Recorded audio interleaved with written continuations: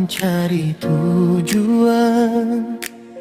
Di akhir tahun 2026 itu bukan sesuatu hal yang sulit, betul nggak? Bapak Ibu yang ada di sini adalah orang-orang yang akan pertama kali tahu cara bagaimana mendapatkan uang dari TikTok Shop dan Tokopedia, yang minimal satu orang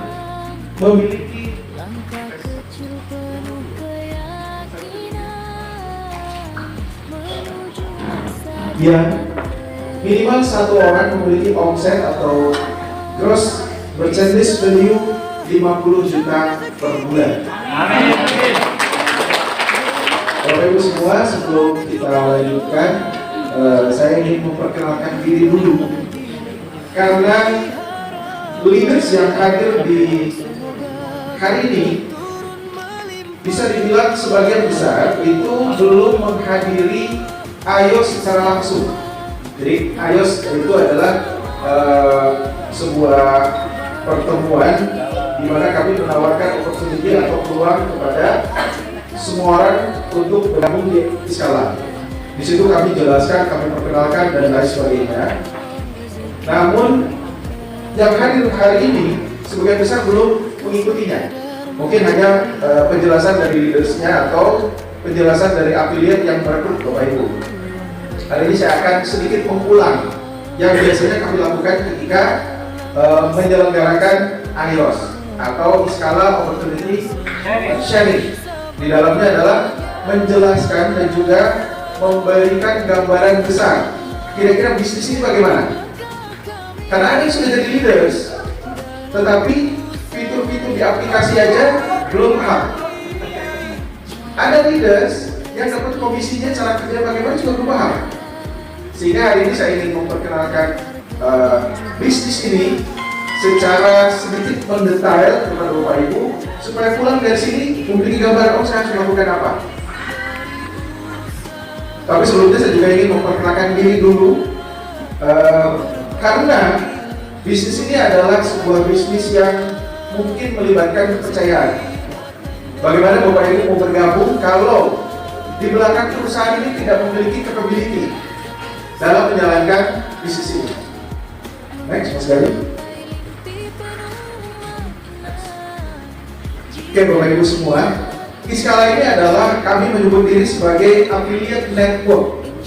Affiliate network itu adalah perusahaan yang mempertemukan antara pemilik brand atau pemilik produk dengan marketernya atau pemasarnya. Istilah affiliate network di Indonesia belum lazim sampai hari ini, dan tidak banyak perusahaan di Indonesia yang bergerak di bidang ini. Tetapi Bapak Ibu semua, sekitar 12 atau 13 tahun lalu ya, kalau sekarang 2012 itu berapa tahun lalu? 14 tahun lalu. 14 tahun lalu saya sendiri pernah membuat affiliate network, dan ini merupakan affiliate network pertama di Asia Tenggara waktu itu. Di Singapura belum ada, di negara Asia Tenggara itu belum ada, baru ada di Indonesia. Dan saya mendirikannya di Yogyakarta tahun 2012, dan kemudian memiliki kantor cabangnya di Singapura di tahun 2012. Karena waktu itu brand yang bekerja sama dengan kami, ketika saya bicara, saya ambil itu dari mana? Dari Indonesia. Saya ingin menjualkan produk Anda. Indonesia, di mana itu? Waktu itu. Dan saya jelasin, kamu tahu Bali? Oh saya tahu kalau Bali. Indonesia saya baru dengar. Waktu itu, kalau sekarang Indonesia merupakan sebuah negara yang sangat populer di dunia. Tapi kemudian dia bilang, oke, saya akan memberikan produk yang kamu untuk dijual, tapi kamu harus berada di negara yang saya tahu, dan juga negara yang kira-kira secara finansial atau sistem keuangannya saya percaya. Akhirnya mau nggak mau saya bikin kantor di Singapura waktu itu. Dan foto ini adalah ada sekitar 70 orang affiliate kami yang di tahun 2015 kami berangkatkan ke sebuah reward ya buat mereka berprestasi. Kami berangkatkan ke Eropa untuk jalan-jalan ke 7 negara selama 1 minggu. Dan ini adalah orang-orang Indonesia. Dan ini adalah orang-orang Indonesia, anak-anak muda. Berbeda dengan audiens affiliate network Iskala sekarang. Kalau dia anak muda, ya jangan lihat. Ya, di sini juga ada anak muda juga. Tetapi nanti akan saya jelaskan alasannya. Kenapa Iskala justru fokus ke affiliate dengan usia 35 ke atas. Itu ada alasannya. Dan kalau ngomongin uang, maka uangnya justru berada di usia seperti Bapak Ibu semua. Betul. Baik, kemudian next. Dan saya juga punya tim di Madrid, Spanyol. Ini adalah partner kami. Karena waktu itu fokus kami itu adalah di produk digital dan produk entertainment. Meskipun kami bersama juga produk-produk e-commerce dengan Amazon dan juga Alibaba. Kemudian next. Selain di Indonesia, kami juga punya tim di Vietnam, di Ho Chi Minh City. Kalau dulu seramai sekarang ada judol, kemudian ada apa itu pinjol gitu ya. Mungkin saya sudah dicurigai itu menjadi perusahaan yang menggerakkan di judol atau pinjol nasional. Kan ramai ya sekarang di Thailand, di mana Kamboja gitu ya, di Myanmar. Waktu kami punya tim di Ho Chi Minh. Nah ini juga tim dari Indonesia, kami bawa ke sana jalan-jalan ke Halong Bay. Dan next. Nah tapi kemudian saya memutuskan untuk balik ke Indonesia. Bukan balik, maksudnya memindahkan bisnis dari internasional. Jadi dulu itu marketnya adalah Eropa, Amerika, tetapi affiliate-nya orang Indonesia. Dan salah satunya ada di sini, nanti saya akan singgung. Kemudian 10 tahun kemudian saya melihat Indonesia sangat tumbuh dengan sangat luar biasa di e-commerce-nya atau di transaksi digitalnya. Karena waktu 2012 saya buat affiliate network, waktu itu seperti sekarang. Kalau sekarang semua orang sudah bertransaksi online. Mbak itu usia 70 itu sekarang sudah bisa order GoFood atau order di e-commerce. Kalau dulu jauh sekali. Gak ada. Yang hamilnya tinggi. Bapak Ibu mungkin bisa disalin dulu ya kali ini supaya tidak mengganggu. Tapi kemudian saya melihat bahwa transaksi atau ekosistem digital di Indonesia itu sudah sangat luar biasa dan lebih dari negara lain sekalipun, baik itu di Indonesia maupun di benua lainnya. Ya, kemudian kurang lebih tahun 2018 saya juga memutuskan untuk memindahkan bisnisnya ke market lokal di Indonesia. Kemudian membuat perusahaan yang disebut dengan e-commerce enabler. E-commerce enabler itu adalah perusahaan membantu brand untuk masuk ke digital. Lalu kemudian pada hari ini, kemudian saya juga berkecimpung atau sering berada di kegiatan-kegiatan e-commerce, diantaranya di TikTok. Jadi contoh di tahun 2024, saya beberapa kali dan saya sendiri merupakan certified trainer TikTok yang memiliki lisensi untuk memberikan training kepada siapapun di Indonesia atas nama TikTok. Jadi kalau Bapak Ibu rekan-rekan ingin belajar live streaming, ingin belajar bikin short videos, ingin belajar bagaimana jualan di TikTok, bikin toko di TikTok dan sebagainya, saya memiliki lisensinya. Dan ini adalah ketika saya punya acara di show-nya TikTok di Yogyakarta, dan di sini tempatnya, kalau Bapak Ibu lihat itu seperti saya berdiri di panggung yang sama. Kemudian next. Lalu kemudian yang belasan tahun lalu kiblat saya itu adalah ke Eropa, Amerika, e-commerce-nya, maka mulai beberapa tahun lalu kiblat saya sudah berubah ke China. Seperti halnya pelaku bisnis digital di dunia, kiblatnya saat ini sudah ke China. Makanya saya jadi ingat kalau Rasulullah Shallallahu Alaihi Wasallam pernah berkata, sudah tahu semuanya.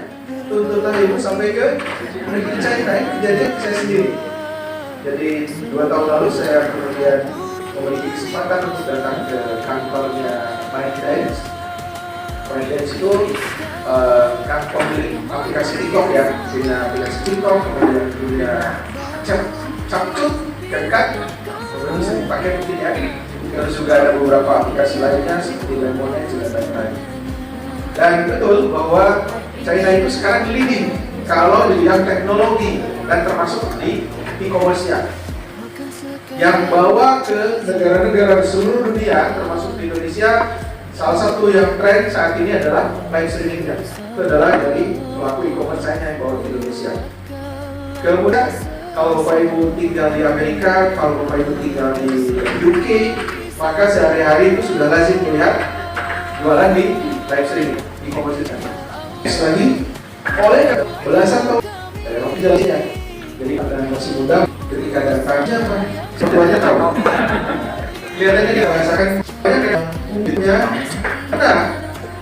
Dari sisi teknologi hanya omset persen hampir 40% di dan US GDP yang besar di dunia di luar dari China sendiri ya.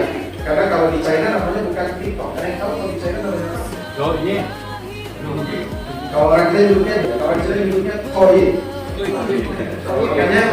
Makanya kenapa logo TikTok itu kita tahu itu adalah kalau di TikTok saya ingat dia mengelola puluhan ribu dan di akhir tahun 2026 itu bukan sesuatu hal yang sulit, betul nggak?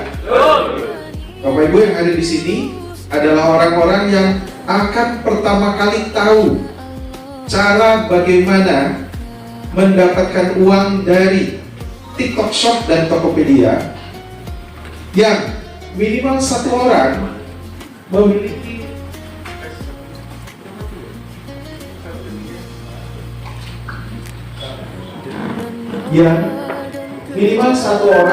omset atau gross merchandise value 50 juta per bulan. Amin. Bapak Ibu semua, sebelum kita lanjutkan, saya ingin memperkenalkan diri dulu.